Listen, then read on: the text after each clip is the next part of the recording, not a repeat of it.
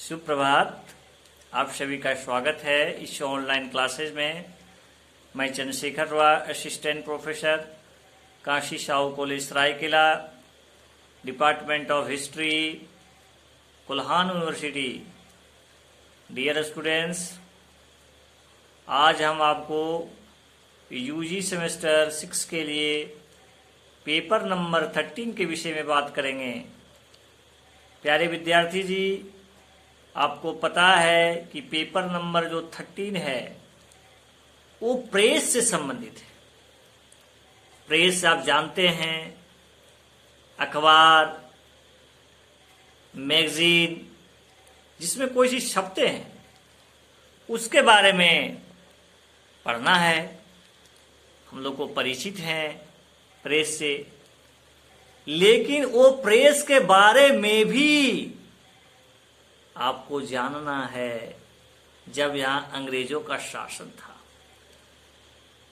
कौन कौन से पत्रिकाएं पहले छपना शुरू हुई, कहां कहां से कौन अखबार छपते थे, किनका प्रकाशन कौन करते थे, और स्वतंत्रता आंदोलन में किन पत्र पत्रिकाओं और अखबारों का महत्व रहा, इनके विषय में भी आपको जानने की आवश्यकता है।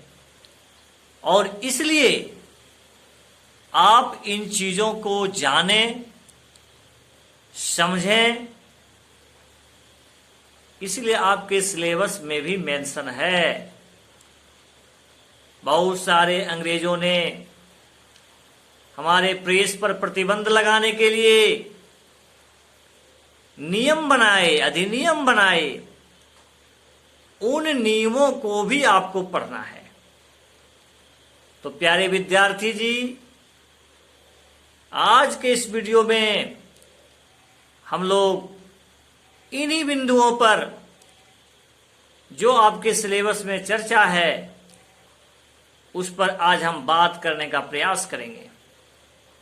एक संक्षिप्त आपको इसका बैकग्राउंड देने का प्रयास करेंगे ताकि आपको इससे संबंधित कोई भी प्रश्न आपको परीक्षा में पूछा जाए तो आपको किसी तरह का दिक्कत का सामना ना करना पड़े। तो प्यारे विद्यार्थी जी, आज हम इस टॉपिक को स्टार्ट करते हैं। आप इस टॉपिक को ऐसा लीजिए, आप विद्युत टेलीग्राफिक मैंने टॉपिक लिया, उस पर थोड़ा बातें करते हैं। डलहौजी को भारत में विद्युत तार का जनक कहा जाता है।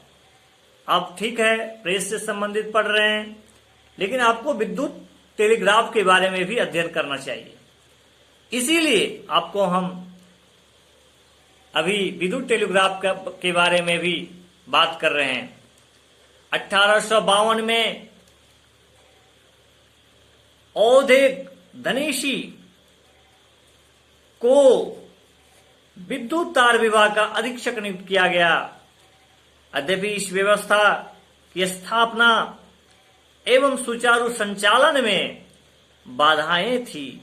इतना आसान नहीं था कि इसका संचालन पूरी तरह से हो जाए। बहुत सी बाधाएं थी, बहुत सारा डिस्टर्बेंस है।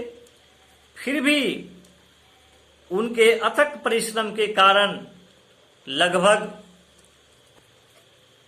4000 मील लंबी तार लाइनें संपूर्ण देश में बिछा दी गई। कलकत्ता से पेशावर, बंबई और मद्रास तक देश के भिन्न भिन्न भागों को तार द्वारा जोड़ दिया गया। बर्मा में भी रंगून से मंडल तक यह लाइन बिछा दी गई। 1857-58 के विद्रोह के दिनों में इस विभाग में अंग्रेजों की इस विभाग जो थी, इन्होंने अंग्रेजों को बहुत मदद दी। भारत में प्रेस का आरंभ भारत में प्रेस का आरंभ पुर्तगालियों द्वारा 16वीं शताब्दी में किया गया। भारत का पहला समाचार पत्र जेम्स ऑगस्टस हिकी ने 1780 में प्रकाशित किया। कब किया? 1780 में प्रकाशित किया, जिसका नाम था द बंगाल गजट। किसने प्रकाशित किया था? James Augustus Hicky.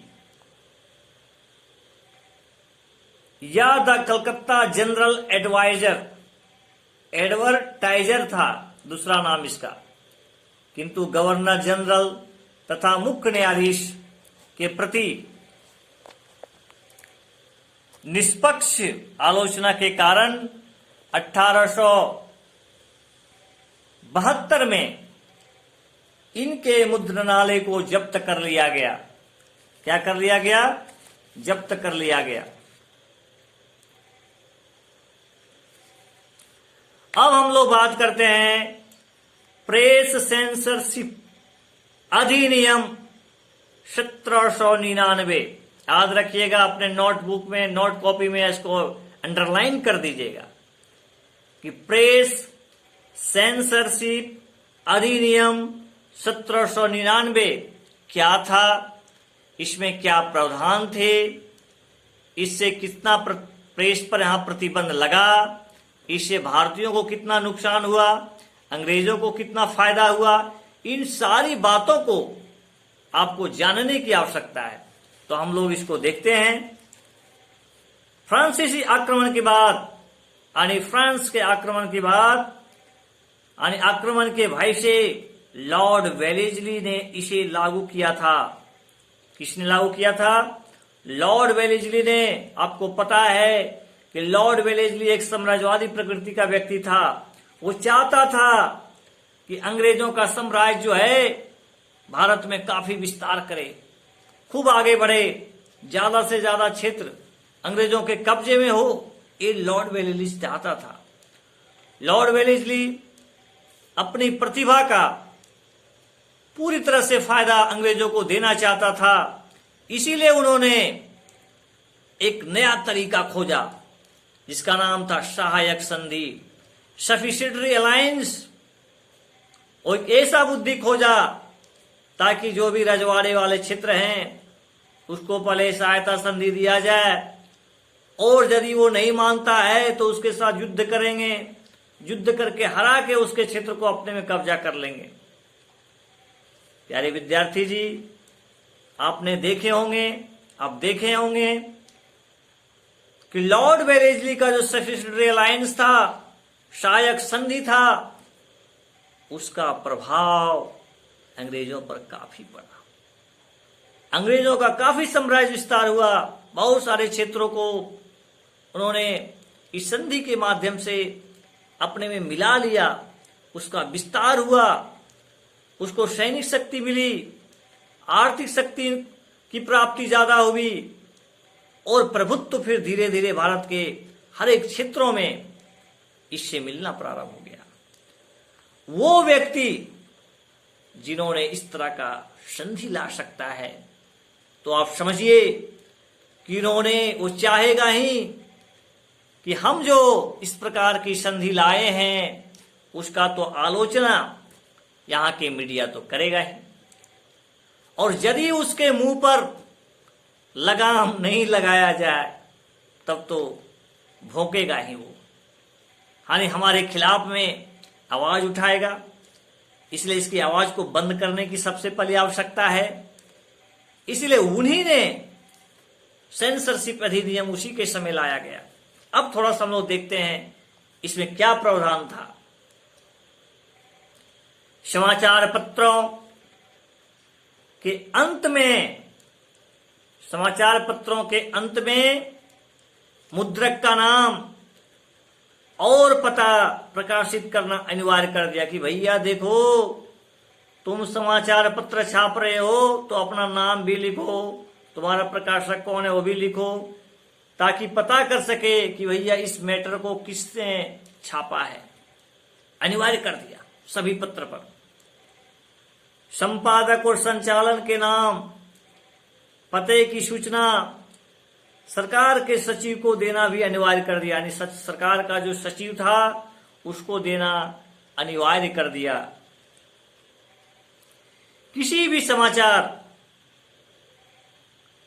के प्रकाशन से पूर्व सचिव द्वारा जांच के आदेश के प्रावधान बनाए गए कि कोई भी समाचार के प्रकाशन के पूर्व सचिव उसका जांच करेगा, कभी भी जांच कर सकता है, उसके बाद ही तुम प्रकाशित करोगे। किसी भी समाचार प्रकाशन के पूर्व सचिव को जांच करने का आदेश दिया गया। रविवार को समाचार पत्र के प्रकाशन पर पाबंदी लगा दी कि भैया देखो संडे को जो है सो तुम छाप नहीं सकते हो, पूरी तरह बैंड है संडे को। तो याद रखिएगा, प्रेस पर संडे को छापना का जो प्रावधान था, बंद करने का प्रावधान था, वो लॉर्ड वेलेस्ली के समय आया था।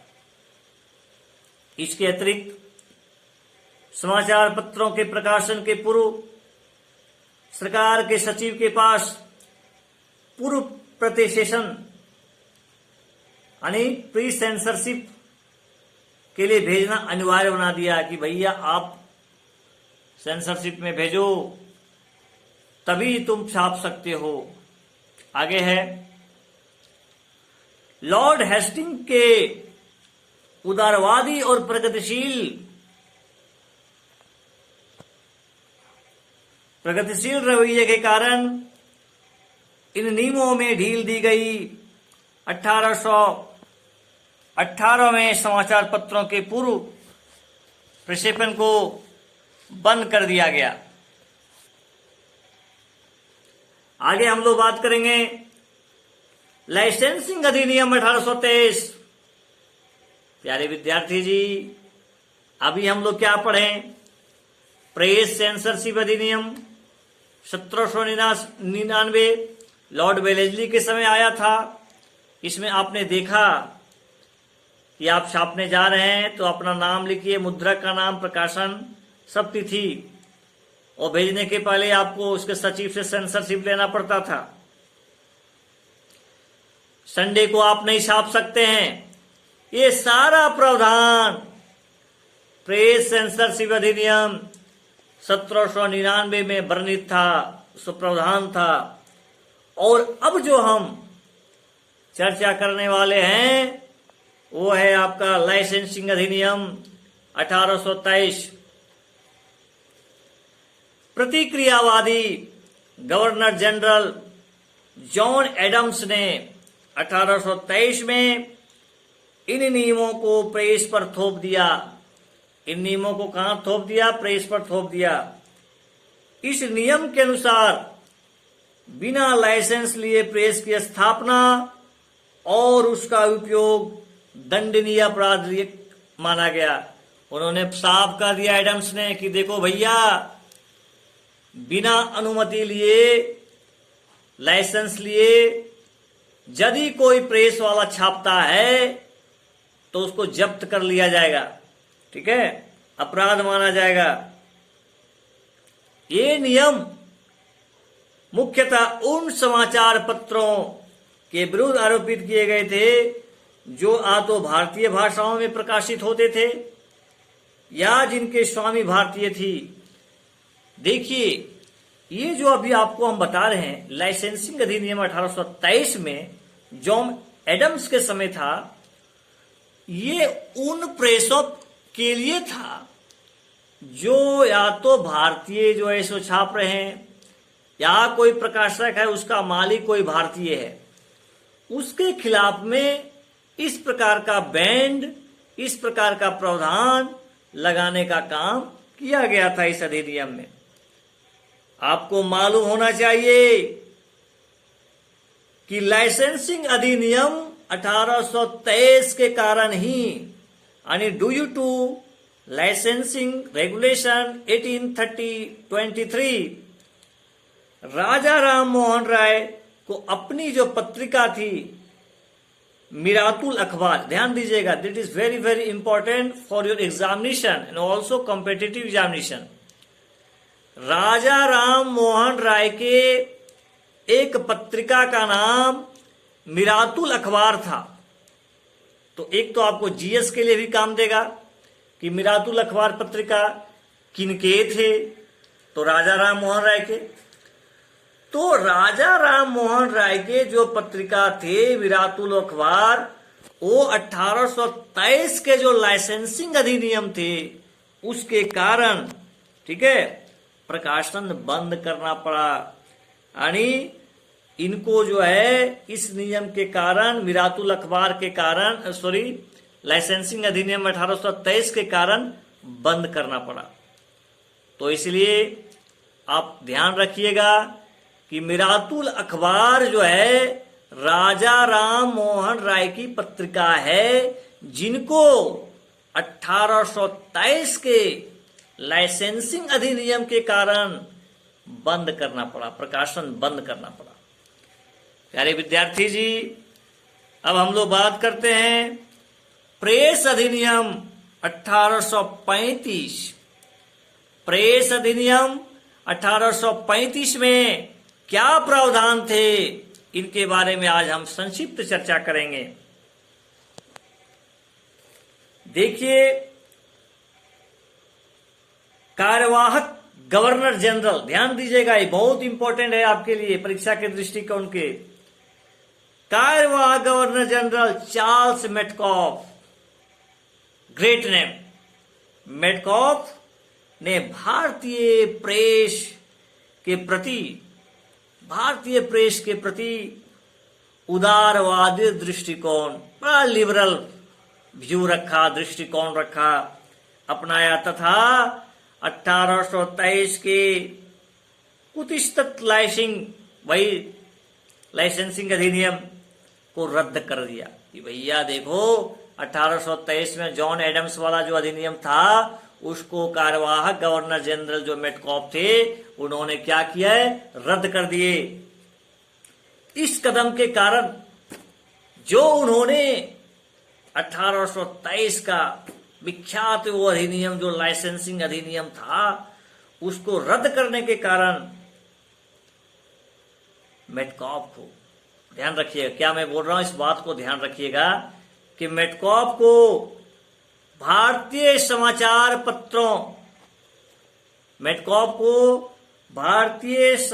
पत्रों के मुक्तिदाता, क्या कहा जाता है, भारतीय समाचार पत्रों के मुक्तिदाता किसे कहा जाता है? जीएस का बहुत महत्वपूर्ण प्रश्न है और सिविल सेवा परीक्षा, यूजीसी नेट और अन्य कॉम्पिटिटिव एग्जामिनेशन में काफी संख्या में ये प्रश्न पूछा गया है, बहुत बार पूछा गया है। तो मेटकॉफ को भारतीय पत्र का मुक्तिदाता बोला जाता है, यानी समाचार पत्र का मुक्तिदाता। मुक्तिदाता क्यों बोला गया विद्यार्थी जी, इस पर चर्चा कीजिए। अरे भैया, इसके पहले जो भी गवर्नर जनरल आए सब तो को प्रेस तो बंद कर रहे थे ना। आपने देखा लॉर्ड वेलेस्ली को, उन्होंने भी सेंसरशिप लगवा दिया। जॉन एडम्स को देखे, उन्होंने लाइसेंसिंग अधिनियम ला दिया। तो ये प्रेस को प्रोत्साहित कर रहे थे, हमारी प्रेस को, कि हतोत्साहित कर रहे थे? इसका उत्तर होगा हमारी भारतीय भाषाओं के साथ वो दो नीति कर रहा था।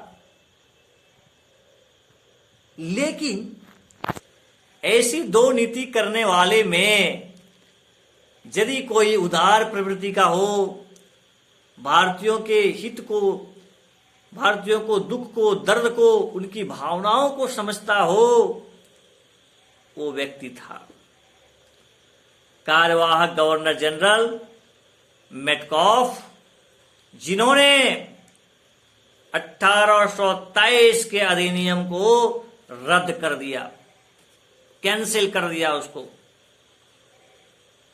इसीलिए उन्हें भारतीय प्रेस के मुक्तिदाता के रूप में मेटकॉफ को जाना जाता है।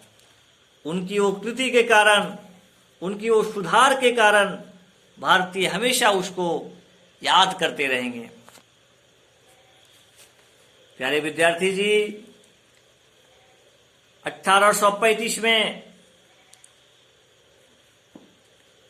1835 के इस नए प्रेस अधिनियम के अनुसार प्रकाशक या मुद्रक को केवल प्रकाशन के स्थान की निश्चित सूचना ही सरकार को देनी होती है। अपना नाम नहीं दीजिएगा तो कोई दिक्कत नहीं, आप स्थान बता दीजिए कि आप कहां से इसको छाप रहे हैं, बस यही सूचना आपको देना है। ठीक है, और वो आसानी से अपना कार्य कर सकता है। आसानी से आप जहां हैं अपना लिखिए, अच्छा लिखिए। यह कानून 1856 ईस्वी तक, जो कानून था 35 में मेटकॉफ ने जो लाया था, 1856 ईस्वी तक चलता रहा। इस अवधि में देश में समाचार पत्रों की संख्या में उल्लेखनीय वृद्धि हुई।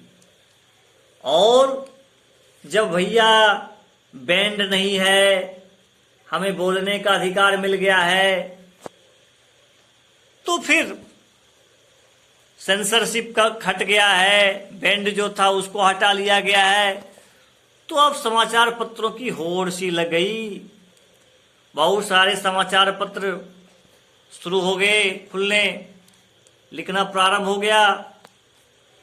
प्यारे विद्यार्थी जी, अब हम आपको एक और अधिनियम का चर्चा कर रहे हैं, जिस अधिनियम का नाम है लाइसेंस अधिनियम 1857।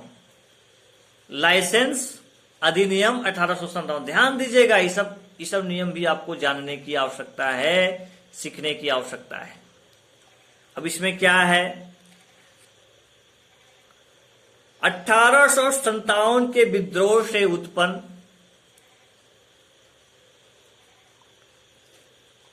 उत्पन्न हुई आपातकालीन स्थिति से निपटने के लिए 1857 के लाइसेंस अधिनियम से लाइसेंस व्यवस्था पुनः लागू कर दिए। फिर से लाइसेंस उसको लागू कर दे, भैया अब तो लाइसेंस लेना पड़ेगा, क्योंकि 1857 की जो क्रांति हो गई थी, विद्रोह जो हो गया था, इन्होंने अंग्रेजों को सचेत होने के लिए प्रेरित किया। लाइसेंस वाला प्रावधान फिर से आ गया। इस कदम के कारण मेटकॉफ को इस अधिनियम के तहत बिना लाइसेंस मुद्रणालय रखना और उसका प्रयोग करना अवैध घोषित कर दिया। भैया जब तक आप लाइसेंस नहीं लोगे तब तक आप कोई चीज नहीं कर सकते हो, कोई चीज छाप नहीं सकते हो, अब अनिवार्य बना दिया गया। वह किसी भी समाचार पत्र को किस समय लाइसेंस दे सकती थी, इसमें लाइसेंस को रद्द कर सकती थी। इस अधिनियम द्वारा सरकार को अधिकार भी दिया गया कि वह समाचार पत्रों के साथ ही किसी पुस्तक, पत्रिका, जर्नल, अन्य प्रकाशित सामग्री पर प्रतिबंध लगा सकती थी। यद्यपि यह एक आपातकालीन अधिनियम था, इसकी अवधि केवल 1 वर्ष थी।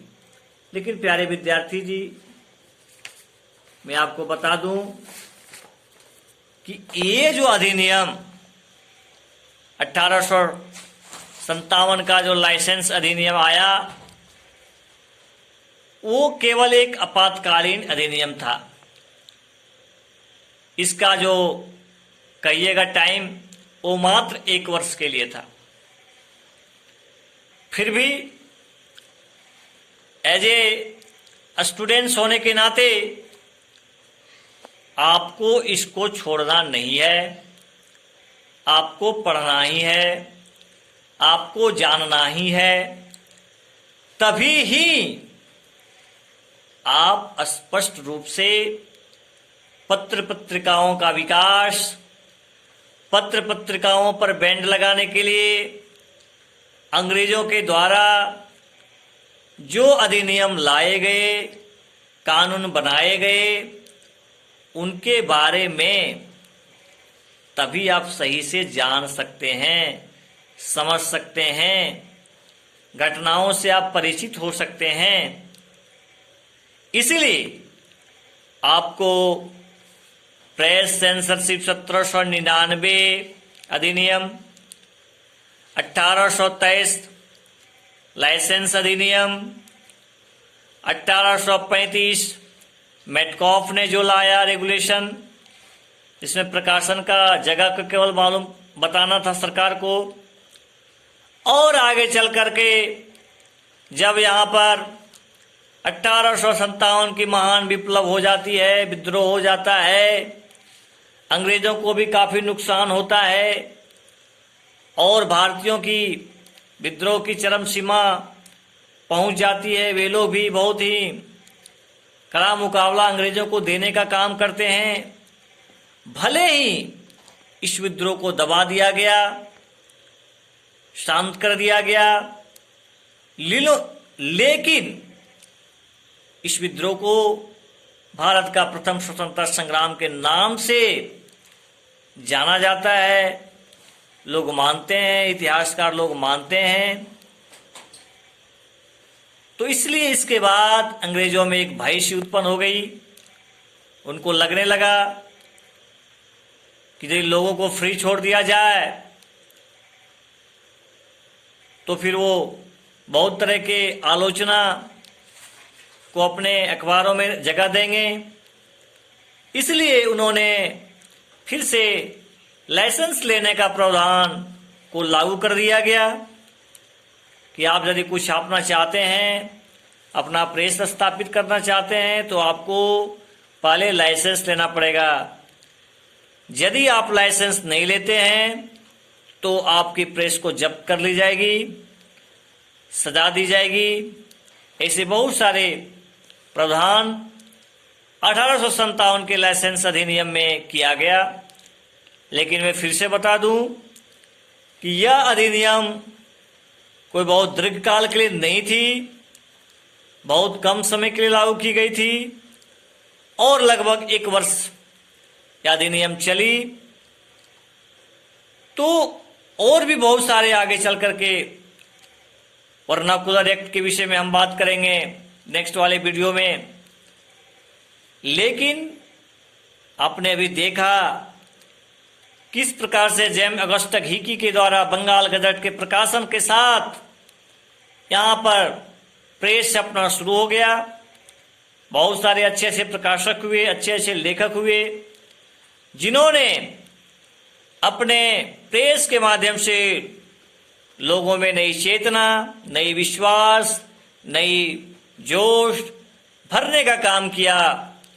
यही नहीं विद्यार्थी जी, लोगों में जो जागरूकता आई, लोगों में जो राष्ट्रवाद की भावना बढ़ी, उसमें प्रेस की, अखबारों की महत्वपूर्ण भूमिका रही। उसको भुलाया नहीं जा सकता है।